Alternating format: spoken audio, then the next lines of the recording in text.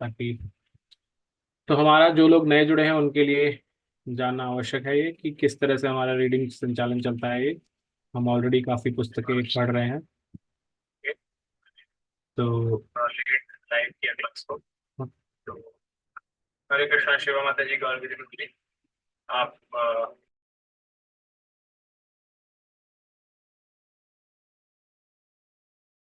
Okay. तो reading के लिए आपको जूम के अंदर अपना हैंड रेज करना होगा और सबको बारी बारी से मौका दिया जाएगा कुछ कुछ थोड़ा थोड़ा पढ़ने के लिए। हमारा टारगेट है हम 60 पेज आज टच पढ़ने चाहिए आज हमें 2 घंटे की इस कक्षा में। ऑलरेडी हमारा 17 मिनट जा चुके हैं उसके अंदर।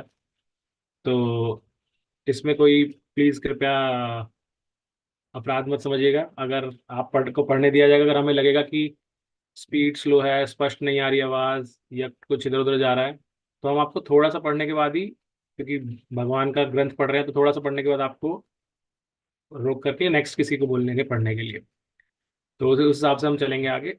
इसको आप माता जी जूम कर सकते हैं थोड़ा सा आप, शिवा माता जी और गौरवी प्रभु जी। हम्म। ओके। तो सबसे पहले स्टार्ट करते हैं। अनुपम चंपकलता माता जी आपसे शुरू करते हैं। हरे कृष्णा। जय श्री राम। जय श्री राम। हाँ जी। बालकांड। वाल्मीकि के आश्रम में एक दिन देवऋषि नारद मुनि आए। वाल्मीकि उस समय अपने शिष्यों के साथ वार्तालाप कर रहे थे, परंतु अपने आश्रम में आए सुविख्यात अतिथि को देखते ही वह तत्काल आदर प्रकट करने के लिए उठ खड़े हुए। नारद मुनि को प्रणाम करने और उन्हें आरामदायक स्थान पर बिठाने के बाद ऋषियों ने नारद जी के पैर धोए और उन्होंने उनका यथोचित आदर सत्कार किया। एक दूसरे से कुशल क्षेम पूछने के बाद मालवी बोले, सत्य को जानने वालों में सर्वश्रेष्ठ है नारद मुनि। कृपा करके मुझे बताएं कि पृथ्वी में इस समय सभी महान पुरुषों में सर्वश्रेष्ठ कौन है। वह कौन है जो सर्वाधिक ज्ञानी और सबसे अधिक शक्तिशाली है। वह कौन है जो सर्वाधिक सुंदर और सुदर्शन है। वह कौन है जो उदार हृदय, सत्यनिष्ठ, कृतज्ञ और सर्वाधिक चतुर है। वह कौन है जिसका चरित्र निष्कलंक है और जो सदैव दूसरे जीवों का कल्याण करने के कार्य में रत रहता है। वह कौन है जिसके मन में कभी भी क्रोध या द्वेष फटकता तक नहीं है और फिर भी जिससे समस्त देवी देवता तक डरते हैं। वह कौन है जिसके पास तीनों लोकों में रहने वाले प्रत्येक जीव को सुरक्षा प्रदान करने की शक्ति है। वह कौन है जिन पर सौभाग्य की देवी लक्ष्मी पूर्णतः नौछावर रहती हैं। कौन है वह जो समस्त ऐश्वर्यों के पूर्ण आगार हैं। नारद मुनि बोले, हे ऋषिवर, राम नामक एक राजा है जिन्होंने इक्ष्वाकु वंश में महाराज दशरथ के पुत्र के रूप में जन्म लिया है। वह समस्त सद्गुणों का मूर्त रूप है। वह समस्त समृद्धि का भंडार है और अपरंपार शक्तियों के स्वामी हैं। उनकी बलशाली भुजाएं उनके घुटनों तक पहुंचती हैं। उनकी ग्रीवा शंख के समान 3 रेखाओं से आभूषित है। उनका वक्षस्थल और उनके कंधे चौड़े हैं। उनका शीश अत्यंत भव्य है और उनके नेत्र विशाल हैं। उनका रंग हरित आभायुक्त सांवला और दैदीप्यमान है। उनका कद मध्यम लंबाई का है और उनके हाथ पैर सममित और सुगठित हैं। उनकी विद्वता अथाह है। वह अत्यंत संयमी है। उनकी वाणी गंभीर है और वह अत्यंत वाक्पटु है। अस्त्र शस्त्रों के संचालन में राम पूर्णतः प्रवीण है। वह वेदों के पूर्ण ज्ञाता है। वह धार्मिक सिद्धांतों का आदर्श रूप से पालन करते हैं और वह वर्णाश्रम व्यवस्था के ध्वजवाहक हैं। एक और वह समस्त शत्रुओं के संहारक है, तो वही दूसरी ओर वह पूर्णतः समर्पित आत्माओं के एकमात्र आश्रयदाता है। उनकी संकल्प शक्ति अटूट है और उनकी स्मृति त्रुटिहीन है। वह बुद्धिमान, दयालु और सागर के समान गंभीर है। युद्ध में उनका पराक्रम सर्वश्रेष्ठ नायक के समान होता है। सभी जीवधारी उन्हें प्रेम करते हैं और वह मित्रों व शत्रुओं दोनों के प्रति निष्पक्ष रहते हैं। राम का बल हिमालय के समान है। उनकी शक्ति और साहस विष्णु भगवान विष्णु के समान है। सुंदरता में वह पूर्णमासी के चंद्रमा को भी मात करते हैं। उनकी सहनशीलता पृथ्वी के समान है। उनका क्रोध समस्त ब्रह्मांड को जलाकर राख कर देने वाली प्रचंड अग्नि के समान है। सत्य तो यह है कि राम ही संपूर्ण ब्रह्मांड के पालनहार हैं और भगवान विष्णु के अवतार होने के कारण वह सभी प्रकार से उनके समान है। इस प्रकार नारद मुनि ने संक्षेप में भगवान रामचंद्र का जीवन परिचय दिया और वाल्मीकि से को बताया कि यही पूर्ण पुरुषोत्तम भगवान इस समय सबसे आदर्श रूप में अपनी प्रजा पर शासन कर रहे हैं। नारद जी बोले, भगवान राम के राज्य में कोई भी व्यक्ति बीमारी या मानसिक पीड़ा से ग्रस्त नहीं है। सभी लोग अत्यंत प्रसन्न और समृद्ध हैं। उन्हें चारों उन्हें चोरों का, अभाव का या भूख का कोई भय नहीं है। समस्त कस्बों और गांव में खाद्यान्न, फल, सब्जियां और दूध उत्पाद प्रचुरता से उपलब्ध है। असल में भगवान राम के राज्य में लोग उतने ही धर्मनिष्ठ और प्रसन्न हैं जितने धर्मनिष्ठ और प्रसन्न सतयुग के समय के लोग हुआ करते थे। वहाँ बाढ़, भूकंप या अकाल जैसी कोई प्राकृतिक आपदा नहीं आती। सभी स्त्रियां अत्यंत पवित्र हैं और उन्हें कभी भी विधवा होने का दंश नहीं भोगना पड़ता। भगवान रामचंद्र आध्यात्मिक लोक बैकुंठ में स्थित अपने भगवत धाम को वापस लौटने से पहले 11,000 वर्ष तक पृथ्वी पर शासन करेंगे। इसके बाद नारद जी आगे की अपनी यात्रा के लिए चल पड़े और उनके जाने के बाद वाल्मीकि अपने शिष्य भारद्वाज के साथ तमसा नदी के तट की ओर चल पड़े। वाल्मीकि नदी वाल्मीकि नदी के तट पर बैठकर नारद जी की कही हुई बातों के बारे में गहन चिंतन मनन करने लगे। तभी वाल्मीकि की नजर जंगल के अंदर रति कीड़ा में आनंद मग्न होकर अत्यंत सुरीली आवाज में गाते क्रौच पक्षी के एक जोड़े पर पड़ी। अचानक निषाद जाति का एक दुष्ट शिकारी अपनी छुपने की आड़ से बाहर निकला और उसने बाण चला दिया। उसके बाण से विधान नर क्रौच दर्द से चित्कार करता हुआ जमीन पर गिर पड़ा। मृत्यु की पीड़ा से छटपटाते हुए और रक्त से लथपथ अपने संगी को देखकर मादा क्रौच करुण स्वर में रोने लगी। पल भर में ही वह ऐन्द्रिक आनंद के शिखर से दुख के गर्त में पहुंच गई। यह देखकर वाल्मीकि का हृदय दुख से भर उठा और उन्हें वह शिकारी घोर पापी जान पड़ा। क्रोध से उबलते ऋषि ने शिकारी को श्राप देते हुए कहा, ओ पक्षियों के हत्यारे, तुझे जन्म जन्मांतरों तक कभी शांति न मिले। अपनी संगनी के साथ सुख भोगते एक भोले भाले अबोध जीव को ऐसी निर्दयता पूर्वक हत्या करने के लिए यही तेरा दंड है। परंतु मुंह से शाप निकलते ही वाल्मीकि ने खुद को लज्जित अनुभव किया, क्योंकि वह अपने क्रोध पर संयम नहीं रख सके। एक प्रबुद्ध आत्मा होने के कारण वह ये भली भांति जानते थे कि सभी जीवधारित भौतिक जगत के 3 गुणों के वशीभूत होकर असहाय रूप से कार्य कर रहे हैं। इस प्रकार वाल्मीकि को इस बात पर खेद हुआ कि उन्होंने शिकारी का प्रतिकार करते उसे शाप दे दिया। परंतु साथ ही इस बात का भान होते ही उन्हें आश्चर्य हुआ कि उनके मुख से शाप के शब्द छंद की सही सही मात्राओं के रूप में बाहर निकले। और ऐसा जान पड़ा कि वाल्मीकि के इस शाप से भगवान राम की जीवन कथा में चित्रित उस प्रबल भावनात्मक अभिव्यक्ति का संकेत था, जिस पर वह नारद जी के साथ हुई भेंट के बाद से ही विचार कर रहे थे। वाल्मीकि ने भारद्वाज से कहा, हरे मेरे कृष्णा दुख माता जी, का हरे कृष्णा माता जी। हाँ, धन्यवाद।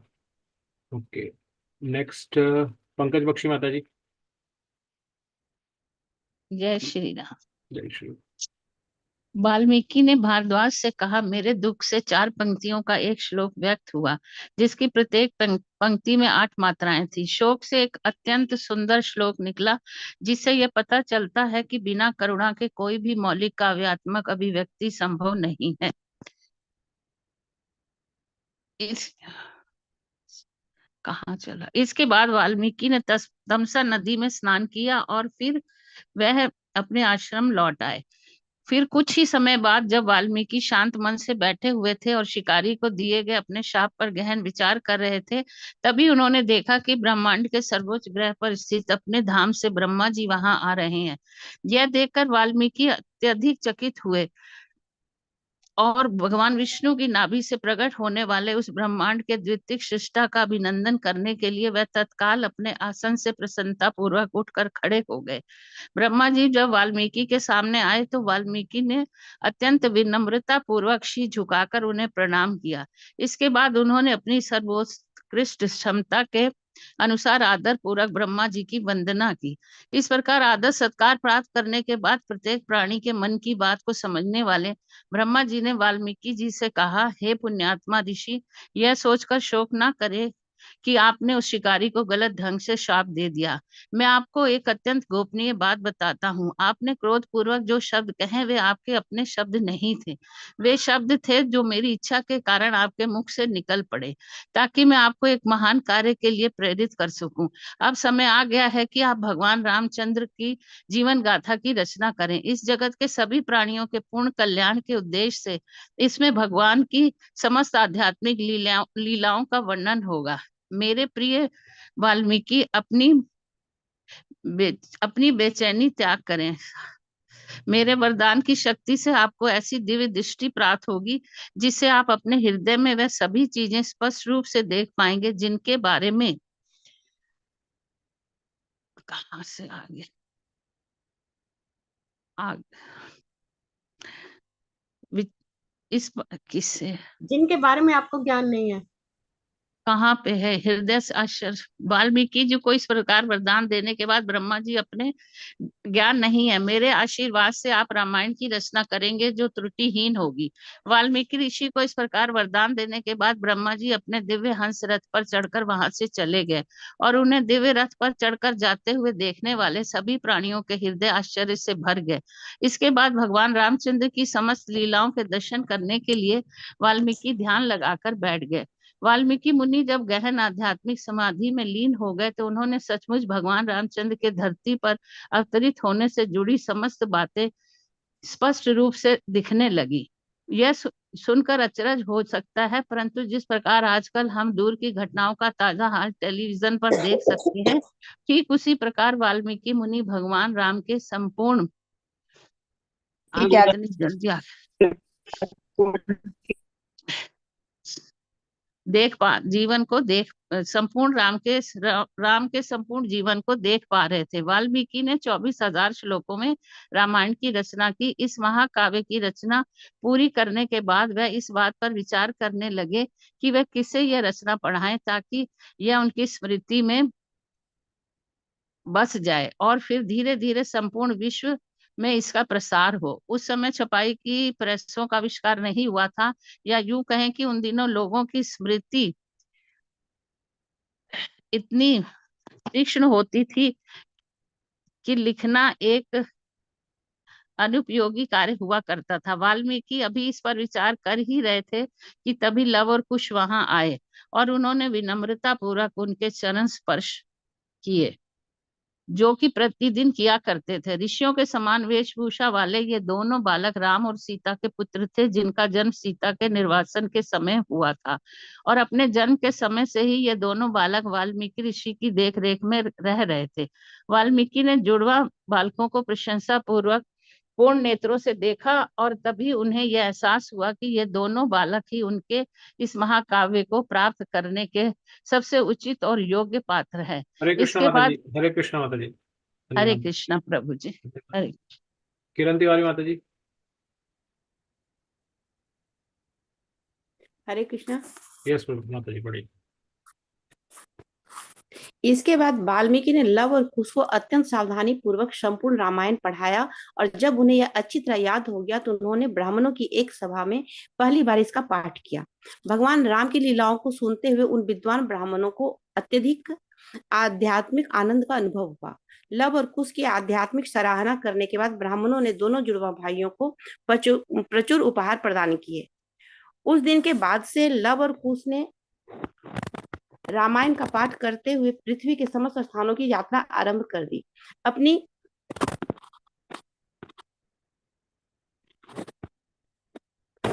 इन यात्राओं के दौरान लव और कुश कौशल प्रांत में स्थित अयोध्या नगरी पहुंचे। भगवान राम ने संतों के समान वेशभूषा धारण किए हुए इन दोनों बालकों को गलियों में घूमते हुए देखा। चूंकि ये दोनों बालक उनकी आध्यात्मिक लीलाओं का पाठ कर रहे थे और अयोध्या के लोग इन बालकों की जय जयकार कर रहे थे, इसलिए भगवान राम अत्यंत प्रसन्नता पूर्वक उन्हें अपने दरबार में ले गए ताकि वे वहां पर सभी लोगों के सामने रामायण का पाठ कर सके। राम का ध्यान इस बात पर गया कि इन बालकों की शारीरिक विशेषताएं पंडितों के समान नहीं बल्कि क्षत्रियों के समान थी, परंतु इसके अतिरिक्त उन्हें इस बात का जरा भी अनुमान नहीं था कि उनकी वास्तविक पहचान क्या है। लव और कुश ने जैसे ही मंत्र मुग्ध कर देने वाला रामायण का पाठ करना आरंभ किया, वैसे ही राम और उनके भाई उसे सुनने में इतने मग्न हो गए कि उन्हें किसी भी चीज का कोई भान ही नहीं रहा। कृष्ण भावनामृत का प्रभाव ऐसा ही होता है। यदि इस संसार में रहते हुए हम अपने विचारों को रामायण और ऐसी अन्य साहित्य में केंद्रित कर दे तो हम भौतिक बुराइयों से बचे रहते हैं और हमारी चेतना आध्यात्मिक जगत में निवास करती है।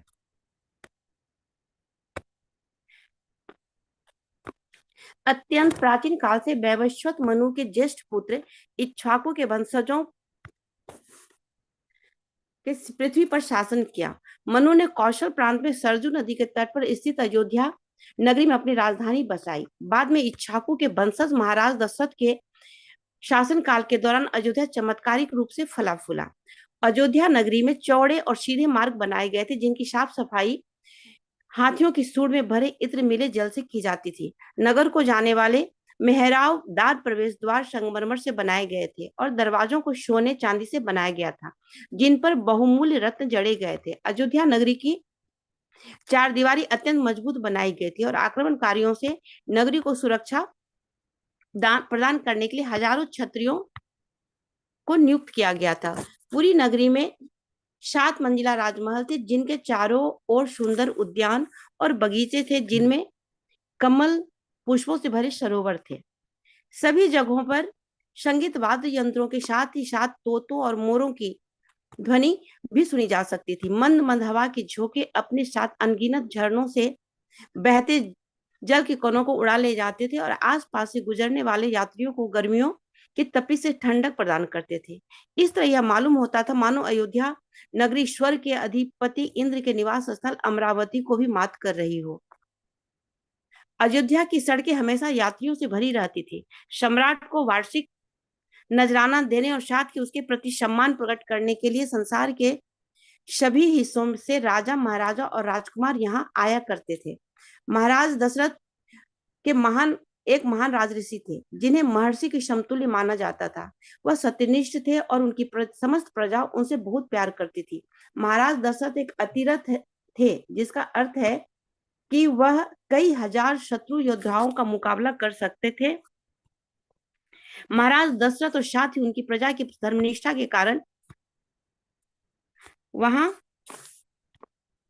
वैदिक सभ्यता का आदर्श रूप से पालन किया जाता था। अयोध्या में सुख समृद्धि की सभी वस्तुओं की प्रचुरता थी, जबकि पाप में जीवन के कारण उपजने वाले भौतिक दुख वहां नहीं थे। हरे कृष्ण माता जी। हरे हरे कृष्ण। कृष्णा प्रभु। धन्यवाद माता जी। नेक्स्ट सरिता माता जी, आप पढ़िएगा। जय श्री राम सभी को। राज्य की शांति और समृद्धि के लिए अयोध्या में चारों सामाजिक वर्ण ब्राह्मण, क्षत्रिय, वैश्य और शूद्र सहयोग पूर्वक काम करते थे। ना तो किसी के साथ किसी तरह की धोखाधड़ी होती थी और ना ही कोई कंजूस था। घमंड और नास्तिकता के साथ ही कटु व्यवहार और कठोर वाणी का वहां कोई ठिकाना नहीं था। परंतु इतनी समृद्धि, ऐश्वर्य और प्रतिष्ठा के बावजूद महाराज दशरथ प्रसन्न नहीं थे, क्योंकि उनके वंश को आगे बढ़ाने के लिए उनका कोई पुत्र नहीं था। अंततः अत्यधिक सोच विचार करने के बाद उन्होंने अपनी कामना की पूर्ति के लिए एक अश्वमेध यज्ञ करने का निश्चय किया था। यह विचार आते ही महाराज दशरथ प्रधानमंत्री सुमंत्र को राजपुरोहितों को बुलवाने के लिए भेज दिया। वशिष्ठ और वामदेव की अगुवाई में जब ब्राह्मण वहां पहुंचे तो महाराज दशरथ उनसे बोले, हे द्विज श्रेष्ठो, बहुत लंबे समय से मेरे मन में एक पुत्र प्राप्त करने की कामना रही है, परंतु मेरी आशाएं निष्फल रही हैं। मेरा कोई उत्तराधिकारी नहीं है, इसलिए मैं प्रसन्न दिखने का और अत्यधिक दिखावा नहीं कर सकता। प्रत्येक दिन बस इसी दुख में कट जाता है। इस विषय पर अत्यंत गंभीरता पूर्वक सोच करने के बाद मैंने आप लोगों से अनुमति लेकर एक अश्वमेध यज्ञ करने का निश्चय किया है। आप सभी शास्त्रों के ज्ञाता हैं, इसलिए मैं आपसे अनुरोध करता हूँ कि आप मेरा उचित मार्गदर्शन करें। महाराज के इस प्रस्ताव पर सभी ब्राह्मणों ने एक स्वर से सहमति जतलाई। अतः उन्होंने अपने मंत्रियों को तत्काल तैयारियां आरंभ करने के आदेश दे दिए। इसके बाद सुमंत्र महाराज दशरथ को एक तरफ ले गए और महान ऋषियों की एक सभा से जुड़ी एक कहानी उन्हें सुनाने लगे, जो उन्होंने पहले कभी सनत कुमार से सुनी थी। सुमंत्र बोले, प्रिय राजन, आप निश्चित ही इस कथा को सुनकर अत्यंत प्रसन्न होंगे, क्योंकि इसमें भविष्यवाणी है कि भविष्य में आप 4 यशस्वी पुत्रों के पिता बनेंगे।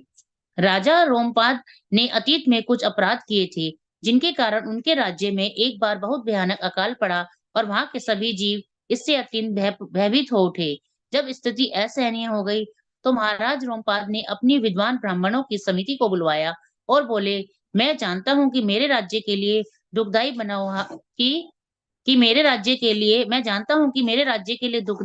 हुआ यह अकाल मेरी त्रुटियों का परिणाम है। हे द्विजश्रेष्ठो, आपके ज्ञान की कोई सीमा नहीं है, इसलिए कृपया करके कोई ऐसा उपाय बताएं जिससे मैं अपने पिछले सभी पापों से मुक्त हो जाऊं। इस पर ब्राह्मणों ने कहा, हे राजन, विभांडक नामक एक महान ऋषि हैं, जो कश्यप के पुत्र हैं और वन में रहते हैं। विभांडक के पुत्र का नाम ऋष्यशृंग है। यदि आप उस बालक को अपने राज्य में लाएं और अपनी पुत्री शांता का कन्यादान उन्हें करके उनसे विवाह करा दें तो अकाल तुरंत ही समाप्त हो जाएगा। असल में शांता महाराज दशरथ की पुत्री थी। अपने निसंतान मित्र महाराज रोमपाद के अनुरोध पर महाराज दशरथ ने अपनी कन्या उन्हें दे दी ताकि महाराज रोमपाद उनका पालन पोषण कर सके। अकाल को दूर करने का उपाय सुनकर रोमपाद अत्यंत प्रसन्न हुए, परंतु जब उन्होंने अपने पुरोहितों से कहा कि वे ऋष्यशृंग को अपने साथ राज्य में लिवा लाएं, तो पुरोहितों ने ऐसा करने से मना कर दिया।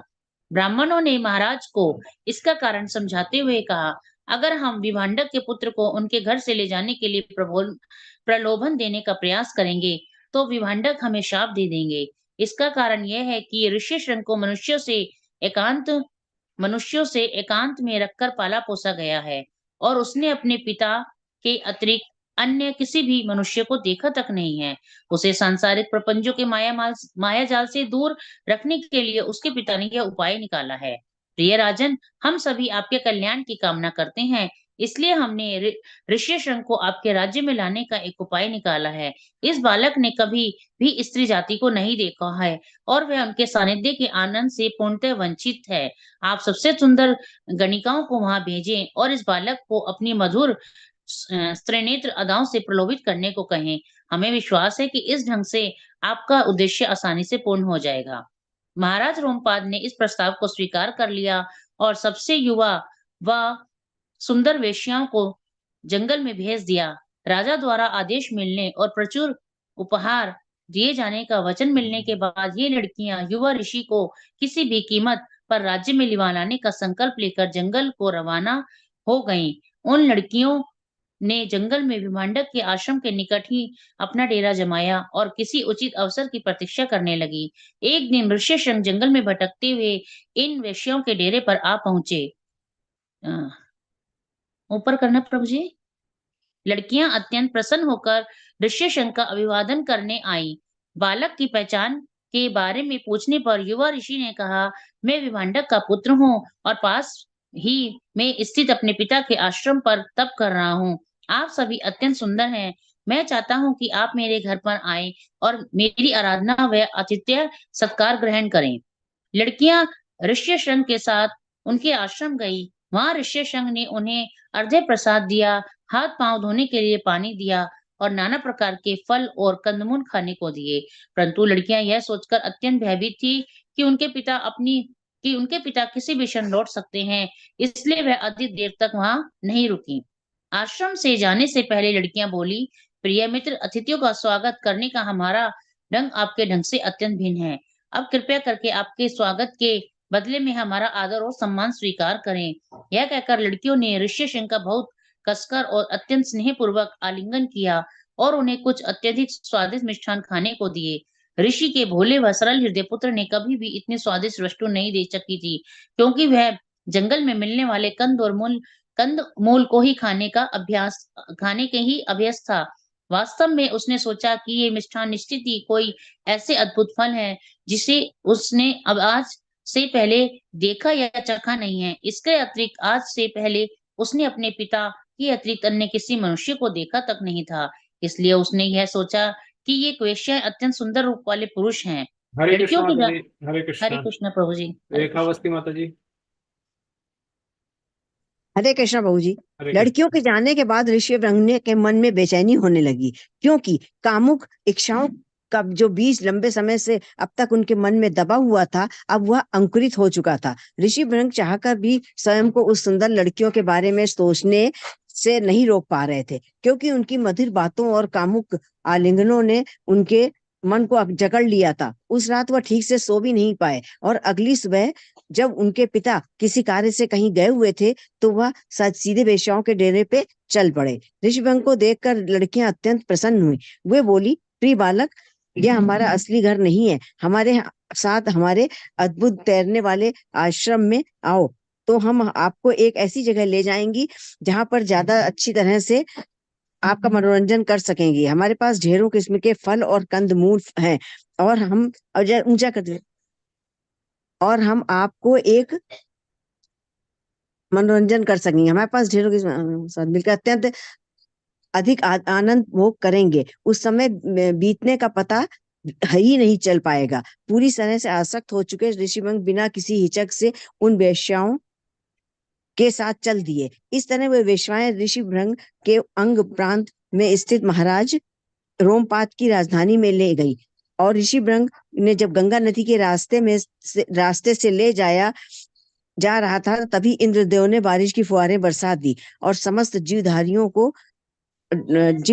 को ऋषि इन फुहारों से अत्यंत आनंद का अनुभव हुआ। ऋषिभृंग के आगमन का समाचार सुनकर महाराज रोमपाद उनका अभिनंदन करने के लिए राजमहल से बाहर आए। युवा ऋषि को झुककर प्रणाम करने के बाद राजा ने पूरे हृदय से उनकी वंदना की और फिर उन्हें अपने राजमहल के अंदर अपनी पुत्री के कक्ष में ले गए। वहां महाराज ने रोमपाद ने ऋषिभृंग को अपनी पुत्री शांता और अर्पित की। ऋषि को अत्यंत संतुष्ट देखकर राजा ने उनसे अनुरोध किया कि कृपा करके मुझे यह वरदान दे कि मैं छल कपट पूर्वक प्रलोभित करके जिस प्रकार आपके घर से यहाँ मेरे राज्य में लाया गया है, उसके लिए आप या आपके पिता प्रतिकार नहीं करेंगे। ऋषिभृंग ने राजा को आश्वासन दिया और फिर बहुत धूमधाम से विवाह संपन्न कर दिया। विवाह के पश्चात नव दंपति राजा रोमपाद के महल में राजसी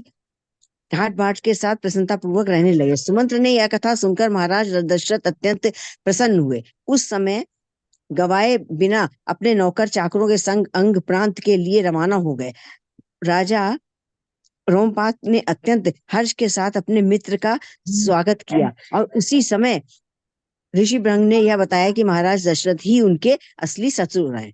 लगभग एक सप्ताह तक रोमपाद के आतिथ्य सत्कार का आनंद उठाने के बाद महाराज दशरथ ने अपने मित्र से कहा कि बहुत लंबे समय तक मैं दुखी और चिंतित हूँ, क्योंकि मेरे महान वंश के आगे बढ़ाने के लिए मेरे कोई पुत्र नहीं है। मेरा अनुरोध है कि आप मुझे ऋषिभृंग को अपने साथ अयोध्या ले जाने की अनुमति दें, ताकि वह मेरी ओर से अश्वमेध यज्ञ को संपन्न कर सकें। यह सुनकर रोमपाद खुशी खुशी मान गए और इस प्रकार महाराज दशरथ ने अपने साथ ऋषिभृंग तथा शांता को लेकर अपनी राजधानी लौटे। बसंत का समय प्रारंभ होते समय महाराज विनम्रता पूर्वक ऋषि के पास गए और उनके यज्ञ संपन्न कराने के लिए मार्गदर्शन करने का अनुरोध किया। इस प्रकार तैयारियां आरंभ हो गई और सरयू नदी के उत्तरी तट पर यज्ञ के लिए एक स्थान पर चुनाव किया गया। राजा ने पहले आमंत्रण राजा जनक को भेजा, क्योंकि वह जानते थे कि राजा जनक ही उनके पुत्रों के भावी ससुर होंगे। अश्वमेध यज्ञ में एक अश्व की चुनौती का प्रतीक के रूप में स्वतंत्र छोड़ दिया जाता है, यानी वह अपनी इच्छा के अनुसार इधर उधर विचरण करता है और शाही रक्षक उसके साथ रहते हैं। यह अश्व धरती के जिस भी स्थान पे जाता है, वहां के समस्त राजा सम्राट के प्रति अपना सम्मान प्रकट करते हुए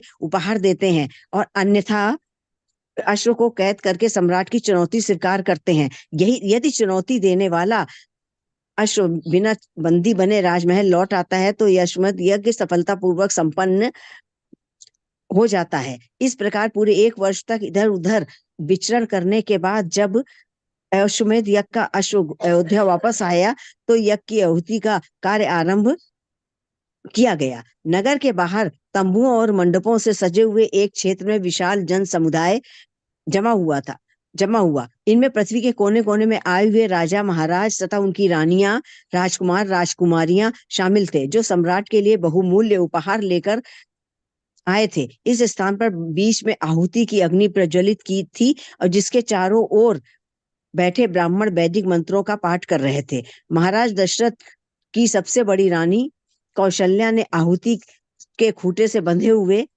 अश्वमेध यज्ञ के अश्व की परिक्रमा करी। इसके बाद महारानी ने शास्त्रों के दिए गए निर्देशों के अनुसार एक तलवार से 3 प्रहार से अश्व का सिर काट दिया और ऋषिभृंग ने मृत अश्व की चर्बी आहुति के लिए प्रज्वलित की गई अग्नि को समर्पित कर दिया और महाराज दशरथ की आहुति को उठने वाले धूम को सूंघकर श्वास भरने को कहा, क्योंकि ऐसा करने से यज्ञकर्ता सभी पापों से मुक्त हो जाता है। इसके बाद सहायक पुरोहितों ने अश्व के अन्य पैरों की आहुति की अग्नि को अर्पित करा और इस प्रकार 3 दिन तक विधि विधान के साथ चलने के बाद अश्वमेध यज्ञ सफलता पूर्वक संपन्न हुआ। इस प्रकार की आहुतियों के पहले के युगों में की जाती थी, क्योंकि तब यह निश्चित होता था कि जिस पशु की आहुति दी जा रही है वह निश्चित स्वर्ग में जाएगा। इस प्रकार आहुतियों और बलियों की सफलता से ऐसे ब्राह्मणों और ब्राह्मणों की शक्तियों पर निर्भर होती थी, जो अपनी अद्वितीय धर्मपरायणता के बल पर मंत्रों का आदर्श रूप कैसे पाठ कर सकते थे और आहुतियां स्वीकार करने के लिए देवताओं को आमंत्रित कर सकते थे। आजकल ऐसे योग्य तथा सक्षम ब्राह्मण नहीं होते हैं और इसलिए इस प्रकार की बलि देने की परंपरा प्रतिबंधित कर दी गई है। आहुति संपन्न हो जाने पर महाराज दशरथ ने 4 प्रमुख पुरोहितों को किया पृथ्वी दान कर दी, परंतु ब्राह्मणों ने यह उपहार लौटाते हुए कहा, हे राजन, हमारा जीवन वेदों का अध्ययन करने और तप करने के लिए समर्पित है और राजकाज के कार्य में हमारी कोई रुचि नहीं है। कृपा करके हमें ऐसे उपहार दें जो हमारे लिए उपयोगी हो, जैसे कि गाय या स्वर्ण। इसके बाद ऋषि भृंग राजा दशरथ के पास गए और बोले, हे राजन, निश्चित ही आपके 4 यशस्वी पुत्र होंगे, परंतु मेरा प्रस्ताव है कि आप एक अन्य यज्ञ करें जिसे पुत्रेष्टि का यज्ञ कहा जाता है, जिसे पुत्र रत्न की फल की प्राप्ति के उद्देश्य से ही किया जाता है। महाराज दशरथ तत्काल ही वह यज्ञ करने के लिए सहमत हो गए और अश्वमेध यज्ञ की संपन्न होने की शीघ्र बाद ही पुत्रेष्टि यज्ञ आरंभ कर दिया गया और इसी बीच देवताओं के प्रतिनिधि भगवान ब्रह्मा के पास गए और बोले, हे परमपिता, आपके वरदान प्राप्त करके रावण इतना अधिक शक्तिशाली हो गया है कि वह अपनी इच्छा अनुसार सभी पर अत्याचार कर रहा है। हम लोग भी दुष्ट रावण को वश में करने में असमर्थ हैं, इसलिए हम आपसे विनती करते हैं कि दुष्ट रावण का विनाश करने के लिए कोई मार्ग बताएं। ब्रह्मा जी ने पल भर में हरे कृष्ण हरे कृष्ण प्रभु जी। नेक्स्ट जयप्रकाश प्रभु जी, अगर आप आ गए हैं घर पर तो आपका। हरे कृष्णा प्रभु जी। यस प्रभु। ब्रह्मा जी ने पल भर इस पर विचार किया और बोले, वरदान प्राप्त करते समय रावण ने मनुष्य के हाथों मृत्यु से बचने का अवैधान नहीं मांगा, क्योंकि वह मनुष्यों को अत्यंत तुच्छ समझता है। ब्रह्मा जी अभी इस मामले पर गंभीरता पूर्वक विचार ही कर रहे थे, तभी अचानक भगवान विष्णु अपने वाहन गरुड़ पर सवार होकर वहां पहुंच गए। अनेक सूर्यों के समान तेज वाले चतुर्भुजाधारी भगवान ने दैत्यपान केसरिया रंग के वस्त्र धारण किए हुए थे। उनके हाथों में शंख, चक्र, गदा और कमल का एक पुष्प था। देवताओं ने अत्यंत भक्ति और श्रद्धा के साथ भगवान विष्णु की आराधना की और फिर बोले, हे ब्रह्मांड के स्वामी, हमारी रक्षा के लिए दया करके आप स्वयं को 4 में विभक्त करें। इस प्रकार महाराज दशरथ के 4 पुत्र बन जाएं और फिर रावण का संहार करें। भगवान विष्णु बोले, अब आपको चिंता करने की कोई आवश्यकता नहीं है। मैं महाराज दशरथ के पुत्रों के रूप में अवतार लूंगा और आपके शत्रु राक्षस राज रावण का संहार करने के बाद 11,000 वर्ष तक धरती पर शासन करूंगा। यह कहकर भगवान विष्णु रहस्यमय ढंग से अंतर्ध्यान हो गए और यह देखकर देवगण चकित रह गए। इसी बीच महाराज दशरथ द्वारा किए जा रहे यज्ञ की अग्नि से अत्यंत काले रंग का एक असाधारण व्यक्तित्व प्रकट हुआ, जिसके शरीर के सभी अंगों पर शुभ चिन्ह अंकित थे। यह व्यक्ति असीमित शक्तियों वाला जान पड़ता था और आध्यात्मिक आभूषणों से सुसज्जित था और उसने अपने हाथों में सोने का एक बड़ा बर्तन पकड़ रखा था जिसमें खीर थी।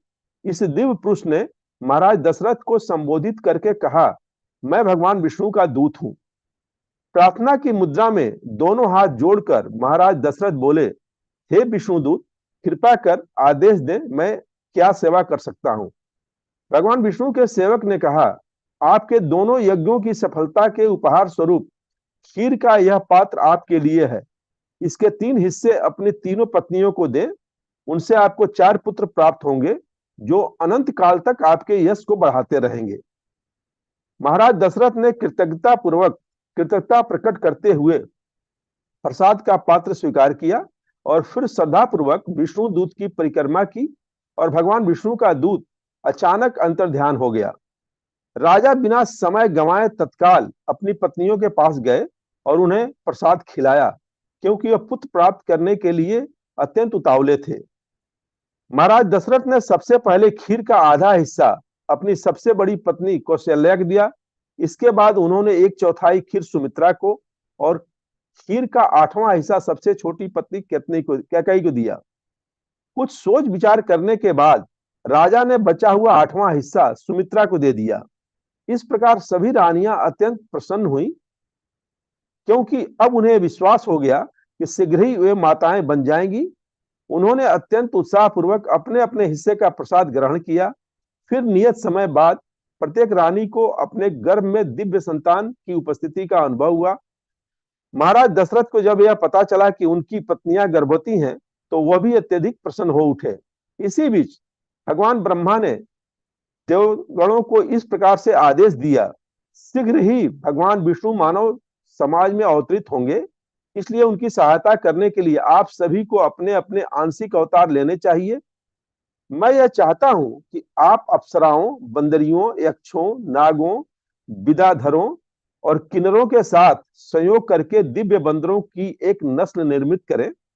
ये संतानें अपनी इच्छानुसार कोई भी रूप धारण करने में सक्षम होनी चाहिए और उनके पास कुछ अन्य मायावी शक्तियां भी होनी चाहिए।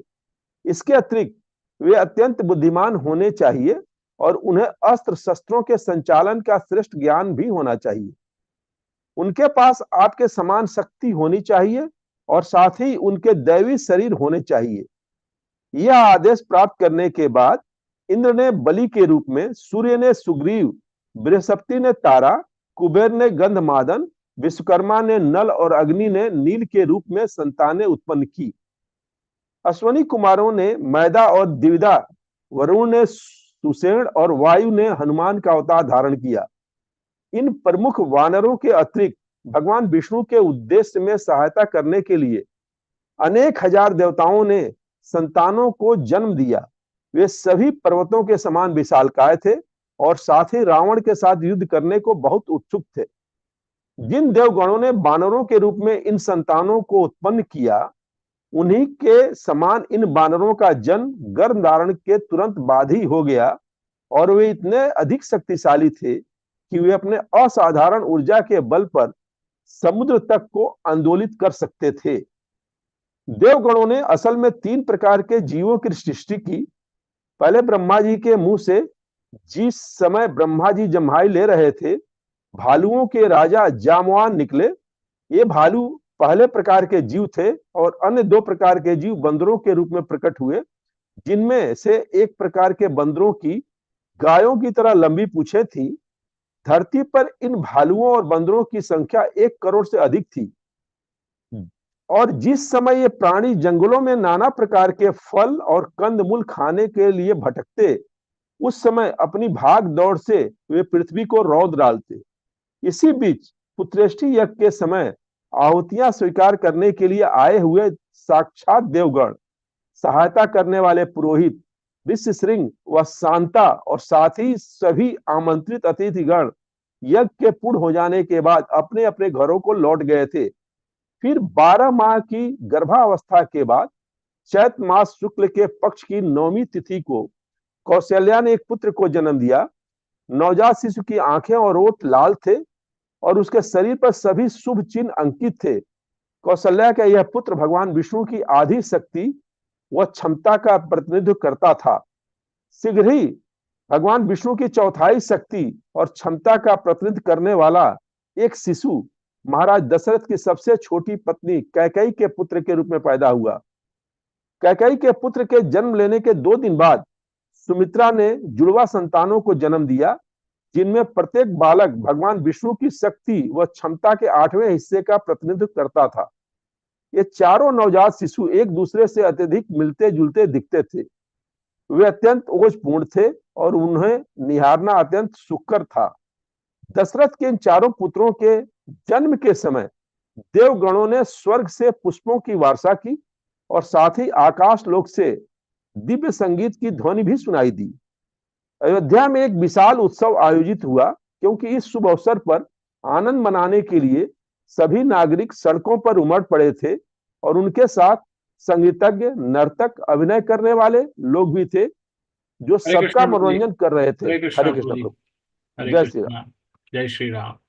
और जैसा प्रभु जी ने बताया, भगवान राम का जन्म हो चुका है, तो सभी को बहुत बहुत शुभकामनाएं। जय श्री राम। जय श्री राम। जय श्री राम। नेक्स्ट जय श्री राम। कल्पना माता जी, आप पढ़िएगा।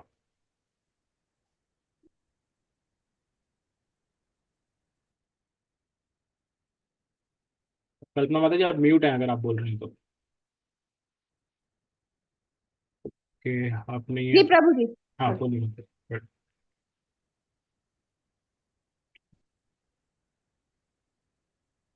कौशल्या के पुत्र के जन्म के 13 दिन बाद पारिवारिक पुरोहित वशिष्ठ मुनि ने नामकरण समारोह संपन्न किया। इन अत्यंत सौभाग्यशाली मुनि ने कौशल्या के पुत्र का नाम राम, केकई के पुत्र का नाम भरत और सुमित्रा के जुड़वा पुत्रों के नाम लक्ष्मण और शत्रुघ्न रखे। इसके बाद वशिष्ठ मुनि ने महाराज दशरथ के पुत्रों के समस्त शुद्धि कारक कर्म कांडों को संपन्न करने का दायित्व पूरा किया, जिनके अंत में जनेऊ पहनाने का अनुष्ठान किया गया। वशिष्ठ मुनि ने सक्षम मार्गदर्शन में ये चारों बालक वेदों के ज्ञाता बने, महान योद्धा बने और साथ ही समस्त दैवीय गुणों के भंडार भी बन गए। अपने जन्म के समय से ही राम अपने अन्य भाइयों की तुलना में सभी प्रकार से सर्वश्रेष्ठ थे और इसी कारण वह स्वाभाविक रूप से अपने पिता के सबसे प्रिय पुत्र बन गए थे। बचपन से ही लक्ष्मण को अपने बड़े भाई राम से अत्यधिक लगाव था और राम भी लक्ष्मण से उतना ही स्नेह करते थे। सच तो यह है कि लक्ष्मण के बिना राम न तो भोजन करते थे और न ही सोने जाते थे। राम यदि वन में शिकार करने जाते तो लक्ष्मण बिना किसी चूक के उनके साथ जाया करते। इसी प्रकार भरत और शत्रुघ्न भी एक दूसरे से अत्यंत स्नेह करते थे और उनको अलग करना संभव नहीं था। राम, लक्ष्मण, भरत और शत्रुघ्न ने जब अपनी शिक्षा दीक्षा पूरी कर ली, तब महाराज दशरथ ने उनके विवाह के संबंध में वशिष्ठ मुनि से परामर्श किया। एक दिन जब इसी संबंध में चर्चा चल रही थी, तो उसी समय अत्यंत शक्तिशाली ब्रह्म ऋषि विश्वामित्र अयोध्या पहुंचे और राजमहल के अंदर चले आए। ब्रह्म ऋषि का स्वागत करने के लिए महाराज दशरथ और वशिष्ठ मुनि तत्काल अपने आसनों से उठ खड़े हुए। महाराज दशरथ ने यथोचित सम्मान देकर अपने अतिथि की वंदना की। इसके बाद वह विश्वामित्र को राज दरबार में लेकर गए और उन्हें एक बहुमूल्य आसन पर बिठाया। इसके बाद राजा ने अत्यंत विनम्रता पूर्वक उनसे कहा, हे मुनिश्रेष्ठ, मुझे आशा है कि जन्म और मृत्यु के निरंतर चलने वाले चक्र पर विजय पाने के आपके प्रयास सफलतापूर्वक संचालित हो रहे हैं। आपका यहाँ आना उसी प्रकार है जैसे कि किसी व्यक्ति को अमृत का प्याला मिल जाए, जैसे कि लंबे समय तक सूखा रहने के बाद मूसलाधार बारिश हो जाए, जैसे कि किसी निसंतान को पुत्र रत्न मिल जाए, या फिर किसी व्यक्ति को उसका खोया हुआ वह खजाना मिल जाए जिसे पाने की वह आशा त्याग चुका हो। विश्वामित्र द्वारा कुशल क्षेम पूछे जाने पर महाराज दशरथ आदर सहित बोले, हे मुनिश्रेष्ठ, आपका यहाँ आना मेरा सौभाग्य है। आपकी उपस्थिति से मेरा सम्मान बढ़ा है। कृपा करके बताएं कि मुझसे आपकी क्या अपेक्षा है, ताकि मैं आपको यहाँ पधारने के उद्देश्य को पूरा करने का सौभाग्य पा सकूं। राजा के इस स्वागत से विश्वामित्र अत्यंत प्रसन्न हुए। वह बोले, मैं एक महान यज्ञ कर रहा था, परंतु इससे पहले कि यह यज्ञ पूरा हो पाता, मारीच और सुबाहु नामक 2 दुष्ट राक्षसों ने इस यज्ञ को भंग कर दिया। मैंने यज्ञ पूरा करने के समस्त संभव प्रयास किए, परंतु उन राक्षसों ने हर बार यज्ञ वेदी पर मांस और रक्त गिराकर यज्ञ क्षेत्र को दूषित कर दिया और इस प्रकार मेरे सारे प्रयासों को निष्फल कर दिया। महाराज, मैं आपके पुत्र राम को अपने साथ ले जाना चाहता हूँ ताकि वह इन दोनों भयानक राक्षसों का संहार करके मेरे इस यज्ञ को सफलतापूर्वक संपन्न करा सके। कृपया पितृ प्रेम की भावना से मेरे अनुरोध का मान रखने से न हिचकिए, क्योंकि मैं आपको आश्वस्त करता हूं कि राम आसानी से कार्य कर सकते हैं। आपकी इस उदारता के बदले मैं आपको ढेरों आशीष दूंगा, इसलिए कृपया मुझे राम के मात्र 10 दिन के लिए अपने साथ ले जाने दें। आप निश्चित रहें, वह सकुशल वापस आ जाएंगे। विश्वामित्र के शब्दों से महाराज दशरथ को ऐसा सदमा पहुंचा कि उनका पूरा शरीर थर-थर कांपने लगा। ब्रह्म ऋषि की बात पूरी होते ही महाराज दशरथ सिंहासन पर बैठे बैठे ही मूर्छित हो गए। शीघ्र ही उनकी चेतना लौट आई, परंतु जैसे ही उनके मन में एक बार फिर से राम को खो देने का विचार आया, वह फिर मूर्छित हो गए और जमीन पर गिर पड़े। इस बार उन्हें पूरी तरह से होश में आने में लगभग 1 घंटा लगा। जब महाराज दशरथ ने विश्वामित्र को अपने सामने बैठे हुए देखा तो वह गिड़गिड़ाते हुए बोले, हे मुनिश्रेष्ठ, आप सभी का कुशल मंगल करते हैं। मेरा प्रिय राम मात्र 16 वर्ष का है और उसने अब तक अपना सैन्य प्रशिक्षण भी पूरा नहीं किया है। अब वह अब तक किसी युद्ध क्षेत्र में भी नहीं गया है।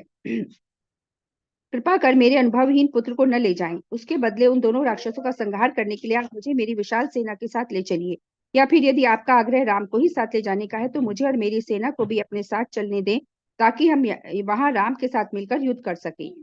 हे विश्वामित्र जी, मैं वृद्ध हो गया हूँ और राम के बिना मेरे प्राण नहीं रहेंगे। कृपा करके आप मुझे इन दोनों राक्षसों के बारे में बताएं, मुझे उनकी शक्ति के बारे में कुछ संकेत दें। विश्वामित्र बोले, इन समस्त राक्षसों का राजा रावण है और वह समस्त संसार पर अत्याचार कर रहा है। जब वह स्वयं व्यक्तिगत रूप से किसी यज्ञ में बाधा नहीं डालता है तो वह इन दो शक्तिशाली राक्षसों मारीच और सुबाहु को यह पाप कार्य करने का दायित्व सौंप दिया करता है। रावण का नाम सुनते ही महाराज दशरथ और अधिक भयभीत उठे और चीत्कार कर उठे। रावण से युद्ध करना किसी भी व्यक्ति के सामर्थ्य में नहीं है। यहाँ तक कि उन अन्य 2 राक्षसों का वध करना भी मेरे या मेरे पुत्र के लिए संभव नहीं है। हे ऋषिवर, मैं आपका अनुरोध पूरा नहीं कर सकता, यहाँ तक कि अपने पुत्र को आपके साथ भेजने की बात तक सोचना मेरी सहन शक्ति के बाहर है। प्रभु जी ऊपर कीजिए। पुत्र वियोग के दुख से उन्मत्त हो गए महाराज दशरथ इसी तरह उल जुलूल ढंग से बोलते रहे और उन्होंने विश्वामित्र का अनुरोध पूरा करने से मना कर दिया। इसे ऋषि ने अपना अपमान समझा। विश्वामित्र के क्रोध की ज्वाला भड़क उठी और वह क्रुद्ध होकर बोले, अरे मूर्ख राजा, तुम्हारी यह दुष्टता ही तुम्हारे संपूर्ण वंश के विनाश का कारण बनेगी। तुमने मेरे उद्देश्य को पूरा करने में सहयोग देने का वचन दिया था और अब तुम अपने वचन से पीछे हट रहे हो। राघव वंश में एक ब्राह्मण के साथ इस प्रकार का व्यवहार आज से पहले कभी नहीं हुआ। अतः मैं इसी समय इस अधम स्थान को छोड़कर जाता हूँ। क्रोध से थरथर कांपते विश्वामित्र को देख संपूर्ण पृथ्वी इस प्रकार कांपने लगी कि स्वर्ग के देवता भी भयभीत हो उठे। वशिष्ठ मुनि तत्काल महाराज दशरथ के पास गए और बोले, हे राजन, इस समय ऐसा अनुचित कार्य करके इससे पहले अर्जित किए हुए अपने सारे पुण्यों को नष्ट न करें। आपने पवित्र वचन दिया है, इसलिए आपको अपना पुत्र विश्वामित्र जी को देकर अपने वचन को अवश्य पूरा करना चाहिए। विश्वामित्र जी पहले एक राजा थे और उन्हें भगवान शिव ने ऐसे दिव्य अस्त्र शस्त्र प्राप्त हुए थे जो दक्ष की पुत्रियों जया और सुप्रभा से शिव को मिले थे। विश्वामित्र निश्चय ही ऐसे अस्त्र राम को देंगे और साथ ही राक्षसों का संहार करने के लिए आवश्यक शक्तियां भी देंगे। सच तो यह है कि ऋषि विश्वामित्र स्वयं ही बड़ी आसानी से मारीच और सुबाहु का वध कर सकते हैं, परंतु वे आपसे सहायता मांग रहे हैं ताकि आपके पुत्र का यश बढ़े। अपने गुरु के इन शब्दों को सुनकर महाराज दशरथ का भय दूर हो गया और उन्होंने पुनः अपना मानसिक संतुलन और शांति प्राप्त कर ली। महाराज खुशी खुशी अपने पुत्र को विश्वामित्र के साथ भेजने को तैयार हो गए और इससे ऋषि को भी संतोष हुआ। महाराज दशरथ ने राम को बुलवाया और चूंकि लक्ष्मण अपने बड़े भाई राम के बिना नहीं रह सकते थे, इसलिए वह भी राम के साथ आ गए। राजा ने संक्षेप में उन्हें ऋषि विश्वामित्र का अनुरोध कह सुनाया और स्नेहवश अपने पुत्रों के शीश चूम लिए। इसके बाद ऋषि वहां से चल पड़े और राम व लक्ष्मण अपने धनुषों के साथ उनके पीछे पीछे चलने लगे। जिस समय वे तीनों राजमहल से बाहर निकल रहे थे तो स्वर्ग से पुष्प वृष्टि हुई और हवा के सौम्य झोंकों ने चारों ओर पुष्प बिखेर दिए। साथ ही आकाश की तरफ से दिव्य संगीत ध्वनि आती सुनाई दी। शीघ्र ही विश्वामित्र, राम और लक्ष्मण अयोध्या से बहुत दूर निकल आए। सरयू नदी के किनारे किनारे लगभग 20 किलोमीटर तक चलने के बाद विश्वामित्र रुक गए और बोले, प्रिय राम, थोड़ा सा जल ग्रहण करके शुद्धिकरण के लिए आचमन करें। अब मैं आपको बल और अतिबल नामक मंत्रों की दीक्षा दूंगा। इन मंत्रों का ज्ञान प्राप्त करने पर आप थकान और वृद्धावस्था के प्रभाव से मुक्त हो जाएंगे और आपको अतुलनीय ज्ञान और शक्ति प्राप्त होगी। मुझे पता है कि आप में ये गुण पहले से ही विद्यमान है, परंतु फिर भी आपके कल्याण के लिए आपको ये मंत्र प्रदान करने की मेरी कामना है। हरे बल कृष्णा और माता जी, अतिबल। हरे कृष्णा। हरे धन्यवाद कृष्णा माता जी, प्रभु। धन्यवाद माता जी। कालीचरण प्रभु जी, जय श्री राम। जय श्री राम। बल और अतिबल नामक मंत्रों की दीक्षा प्राप्त करने के बाद भगवान राम का तेज 1000 सूर्यों के तेज के समान हो गया। राम लक्ष्मण और विश्वामित्र ने वह रात्रि नदी के किनारे अत्यंत सुखपूर्वक व्यतीत की और अगले दिन वे सरयू और गंगा के संगम पर पहुंच गए। राम ने वहां पर ऋषियों का एक आश्रम देखा तो उन्होंने इसका इतिहास जानना चाहा। विश्वामित्र बोले, यही वह स्थान है जहाँ पर कामदेव द्वारा भगवान शिव की तपस्या में विघ्न डाले जाने के कारण शिव जी ने उन्हें जलाकर राख कर दिया था। ऋषियों द्वारा स्वागत किए जाने पर वह तीनों यात्रियों ने उनके आश्रम में ही रात बिताई। अगली सुबह उन्होंने गंगा नदी पार की। बीच नदी में पहुंचने पर राम ने स्पष्ट रूप से गड़गड़ाहट के साथ बहते पानी की आवाज सुनी। परंतु कहीं भी कोई चिन्ह नहीं नहीं दिखा। राम द्वारा इस बारे में पूछे जाने पर विश्वामित्र बोले, इस बार ब्रह्मा जी ने अपने मन में जल का एक सरोवर निर्मित किया, इसलिए इसे मानस सरोवर कहा जाता है। सरयू नदी के जल का स्रोत यही मानस सरोवर है। जल के बहकर आने की जो ध्वनि आपको सुनाई दे रही है, वह मानस सरोवर से आकर गंगा में मिल रहा है। हे राम, आपको इस पवित्र स्थान की वंदना करनी चाहिए और इसे प्रणाम करना चाहिए। गंगा के दक्षिणी तट पर पहुंचने के बाद राम ने एक सघन निर्जन वन प्रांत देखा।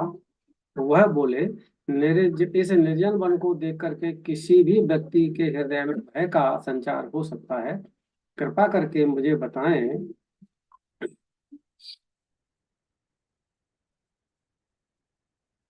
विश्वामित्र बोले, इंद्र ने जब वृत्रासुर का वध कर दिया तो उसके बाद वह पापों से संचार हो सकता है। कृपा करके मुझे बताएं कि इसका क्या कारण है। विश्वामित्र बोले, इंद्र ने जब वृत्रासुर का वध कर दिया तो उसके बाद वह पापों से व्याकुल हो उठे और इस कारण से उनका तेज नष्ट हो गया। इंद्र को सामान्य स्थिति में लौटाने के लिए देवगणों ने वैदिक मंत्रों से अभिमंत्रित किए हुए गंगा जल से उन्हें स्नान कराया।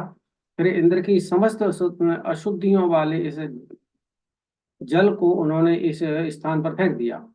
इसलिए इस स्थान ने इंद्र के समस्त पापों को स्वीकार कर लिया, परंतु बदले में स्वर्गाधिपति इंद्र ने इस स्थान को अत्यंत समृद्धशाली होने का वरदान दिया। इसके परिणाम स्वरूप यहाँ मालदा और करुषा नामक दो समृद्धशाली राज्यों की स्थापना हुई। बाद में ताड़का नामक एक दुष्ट राक्षसी यहाँ आई और यहाँ के नागरिकों को आतंकित करने लगी। राक्षस शुंड की पत्नी ही ताड़का है और उनका पुत्र मारीच है, जिसका वध करने के लिए ही मैं आपको यहाँ लाया हूँ। ताड़का के भयानक प्रकोप से यहाँ से सभी लोग धीरे धीरे यहाँ से चले गए और यह क्षेत्र पूर्णतः निर्जन होता गया। मेरे प्रिय राम, मैं चाहता हूँ कि आप आज राक्षसी का संहार कर दें और इस प्रकार इस स्थान को उसके आतंक और अत्याचार से मुक्त कर दें। जब तक यह राक्षसी जीवित है तब तक कोई भी इस वन में प्रवेश करने का साहस नहीं करेगा। हे राम, ताड़का अत्यंत दुष्ट है, इसलिए उसके स्त्री होने के कारण उसका संहार करने में किसी भी प्रकार की हिचक नहीं करें। राम ने कहा, आप मेरे गुरु हैं, इसलिए आपकी आज्ञा का पालन करना मेरा कर्तव्य है। और यह कहकर उन्होंने अपने पराक्रमी धनुष की डोर पीछे खींचकर टंकार ध्वनि पैदा की। राम ने जब धनुष की डोर को कंपित करके चारों दिशाओं में भयानक टंकार ध्वनि गूंजने दी तो सभी जीव धनुष की टंकार की भयानक ध्वनि से भयभीत हो उठे। यह ध्वनि ताड़का की गुफा में भी गई और इसे सुनकर वह राक्षसी क्रोध से कुपित हो उठी। ताड़का ने आग बबूला होकर हवा में छलांग लगाई और इस ध्वनि के आने की दिशा में तेजी से बढ़ चली। और तभी राम ने उसे पास आते देखा। राम जोर से बोले, हे लक्ष्मण, जरा इस विशाल भयानक और घृणित जीव को तो देखो, परंतु कुछ भी हो है तो वह स्त्री ही। मैं इसका वध नहीं करूंगा, बल्कि इसके हाथ पैर काट कर पंगु कर दूंगा ताकि यह किसी को हानि न पहुंचा सके। हानि नहीं पहुंचा सके। ताड़का ने अपनी मायावी शक्तियों का इस्तेमाल करके धूल का एक बवंडर को उठा लिया, जिससे उसके लिए राम और लक्ष्मण कुछ भी नहीं देख पाए। इसके बाद उसने आसमान से पत्थरों की बौछार शुरू कर दी। राम तत्काल ही सचेत हो गए और अपने बाणों से उन्होंने सभी पत्थरों को चूर चूर कर दिया और फिर ताड़का के हाथ काट दिए। राम के कहने पर लक्ष्मण ने ताड़का के कान और उसका नासाग्र काट दिया, परंतु अचानक ही वह अंतर्ध्यान हो गई। अब ताड़का ने अदृश्य होकर के फिर से पत्थरों की बौछार शुरू कर दी और ठीक तभी विश्वामित्र ने कठोर स्वर में आग्रह किया, हे राम, सांझ हो रही है, अंधेरा होने पर राक्षसों की शक्ति अत्यधिक बढ़ जाती है, इसलिए अब अपना दया भाव छोड़ें और ताड़का का तत्काल वध कर दें। यह सुनकर राम ने बाणों की बारिश कर दी, परंतु तभी अचानक ताड़का दिखने लगी और वह राम की तरफ अत्यंत क्रोध से दौड़कर आने लगी, परंतु राम ने विचलित हुए बिना अपने तरकस से एक विशेष शक्ति वाला बाण निकाला और अपनी तरफ आती हुई राक्षसी की ओर इसे चला दिया। प्रभु जी ऊपर बढ़ाएं, बढ़ाए ऊपर और बढ़ाएं। अपनी तरफ आती हुई राक्षसी की ओर इसे चला दिया। जगमगाते हुए इस बाण ने ताड़का के हृदय को आर पार भेद दिया और दर्द से बिलबिलाती हुई राक्षसी भयानक गर्जना के साथ धरती पर गिरी और उसके प्राण पखेरु उड़ गए। इसी समय इंद्र की अगुवाई में देवतागण एक एकांत स्थान पर विश्वामित्र से भेंट करने आए। वे बोले, श्री राम को हमारी ओर से एक अत्यंत महत्वपूर्ण कार्य करना है, इसलिए आप बिना समय गंवाए दिव्य अस्त्रों का अपना समस्त ज्ञान इन्हें प्रदान करें। यह कहकर देवतागण तत्काल ही दृष्टि से ओझल हो गए।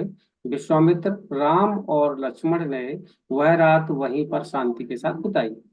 अगली सुबह विश्वामित्र ने राम को दिव्य अस्त्रों से संबंधित अपना समस्त ज्ञान दे दिया। राम ने जब दिव्य अस्त्रों को जागृत करने वाले मंत्रों की दीक्षा प्राप्त कर ली तो ये दिव्य अस्त्र मानव रूप में उनके सामने प्रकट हो गए। वे बोले, भगवान राम, कृपा करके हमें आदेश दें कि हम आपकी क्या सेवा कर सकते हैं। भगवान राम बोले, मेरा अनुरोध है कि जिस समय मैं आपको आह्वान करूं उस समय आप मेरे सामने प्रकट हो जाएं। दिव्य अस्त्रों के जाने के बाद विश्वामित्र, राम और लक्ष्मण ने अपनी यात्रा जारी रखी। काफी दिन चलकर चढ़ जाने पर वे विश्वामित्र के आश्रम पहुंचे, जिसे सिद्धाश्रम कहा जाता है। विश्वामित्र के शिष्यगण बाहर आए और उन्होंने अपने गुरु का तथा राम व लक्ष्मण का स्वागत किया। विश्वामित्र बोले, प्रिय राम, यह स्थान इससे पहले भगवान विष्णु का स्थान था, जहाँ पर यह अपने वामन देव अवतार के समय रहते थे।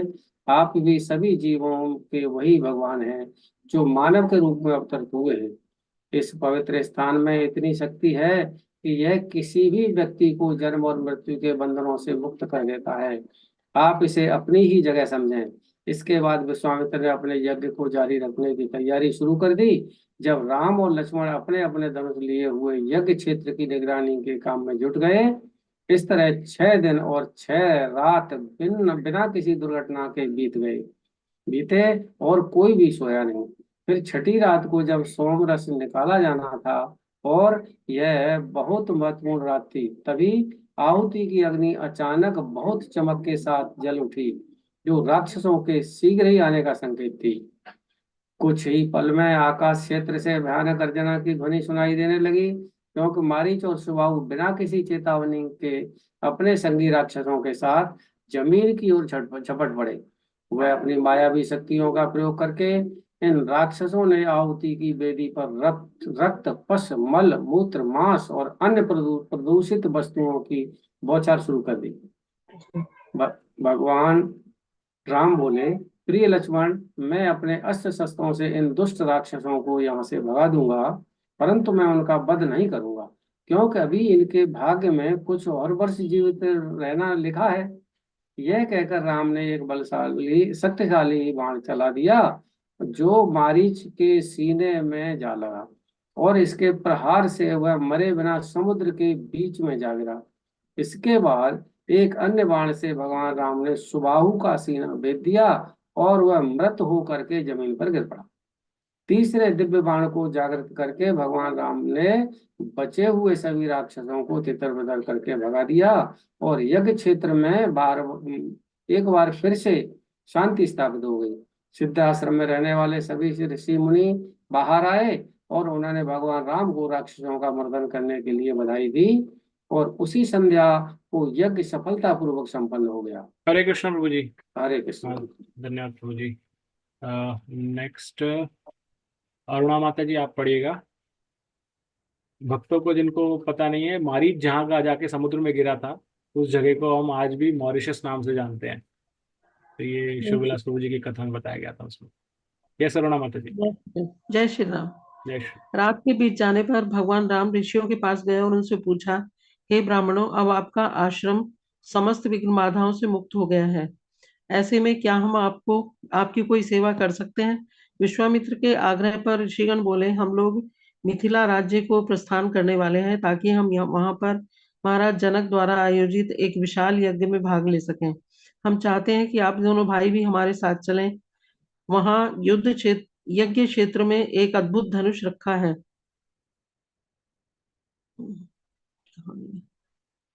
जो पहले कभी एक मिनट।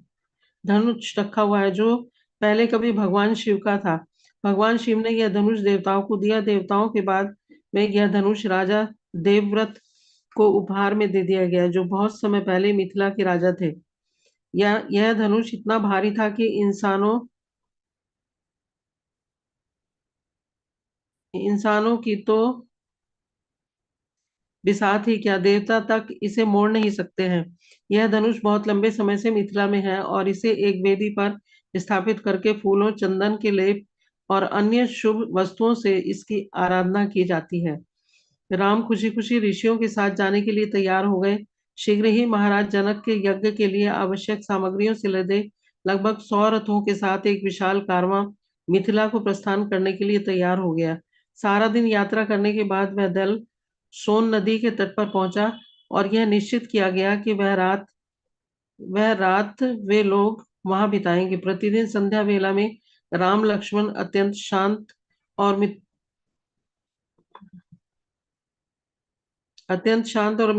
मित्रता पूर्ण वातावरण में विश्वामित्र ऋषि के साथ बैठा करते। ऋषि के विशाल ज्ञान के भंडार का लाभ उठाते हुए राम उनसे मिथिला जाने के मार्ग पर यात्रा के दौरान आए विभिन्न स्थलों के इतिहास के बारे में पूछा करते। अगली सुबह ऋषियों के इस कारवां ने गंगा नदी को पार किया और शाम तक वे विशाल शहर पहुंच गए।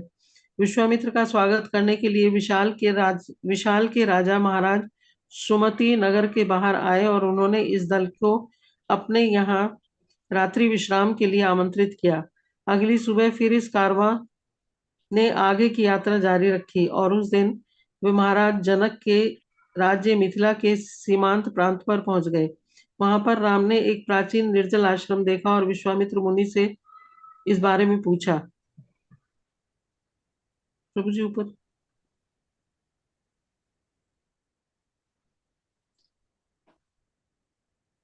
विश्वामित्र बोले, यह किसी समय में गौतम ऋषि का आश्रम हुआ करता था, जो अपनी पत्नी अहिल्या के साथ यहाँ पर तप किया करते थे। विश्वामित्र ने इस स्थान के इतिहास का वर्णन इस प्रकार किया। एक दिन जब गौतम ऋषि अपने आश्रम से बाहर गए हुए थे, तो राजा इंद्र ने ऋषि गौतम का वेश धारण किया और उनके आश्रम गए। गौतम की पत्नी के पास जाकर वह बोले, संभोग के आनंद की लालसा रखने वाले लोग स्त्री के मासिक धर्म के 16 दिन बाद आने वाले गर्भाधान के समय तक प्रतीक्षा नहीं किया करते। हे प्रिय, मैं इसी समय तुमसे संभोग करना चाहता हूँ, इसलिए कृपा करके मुझे निराश न करो।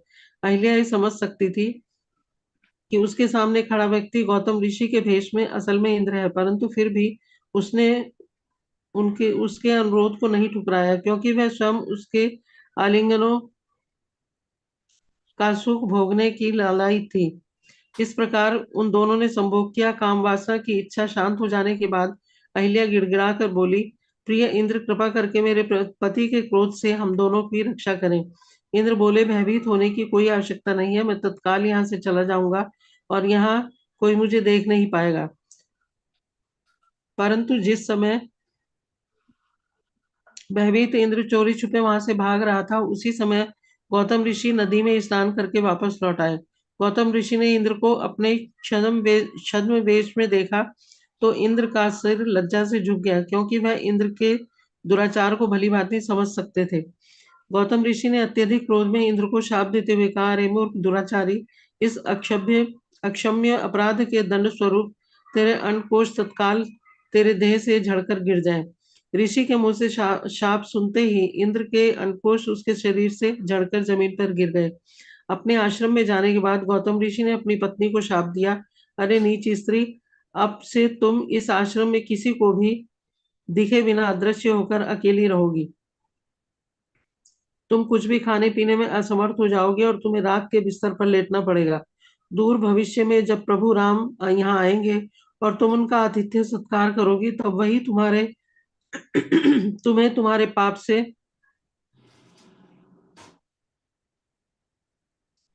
आपका हो गया। तुम्हें तुम्हारे पाप से तुम्हारी वासनाओं से मुक्त करेंगे और पति और पत्नी के रूप में मुझसे तुम्हारा मिलन कराएंगे। यह कहकर गौतम ऋषि हिमालय की ओर चल दिए। इसी बीच स्वर्ग में इंद्र ने देवताओं को सूचित कर कहा, मुझे पदच्युत करके स्वर्गाधिपति बनने के गौतम ऋषि के प्रयास को मैंने विफल कर दिया है और यह कार्य मैंने उन्हें क्रोधित करके पूरा किया है, परंतु दुर्भाग्यवश इस प्रयास में मैंने अपने अंकुश गंवा दिए हैं। अब किसी भी प्रकार से मेरे पुरुषत्व को पुनः स्थापित करने का प्रबंध करें। इंद्र की याचना सुनकर देवगणों ने एक भेड़ के अंकुश निकालकर इन्हें इंद्र के देह में लगा दिए। विश्वामित्र बोले, हे राम, आइए हम गौतम के आश्रम में चलें ताकि आप अहिल्या को उसके पति के शाप से मुक्त कर सकें। आश्रम में राम के प्रवेश करते ही अदृश्य अहिल्या अपने मूल रूप में वापस आ गई और अपना दैहिक तप के तेज से दमक रहा था। राम और लक्ष्मण ने आदर सहित अहिल्या के चरण स्पर्श किए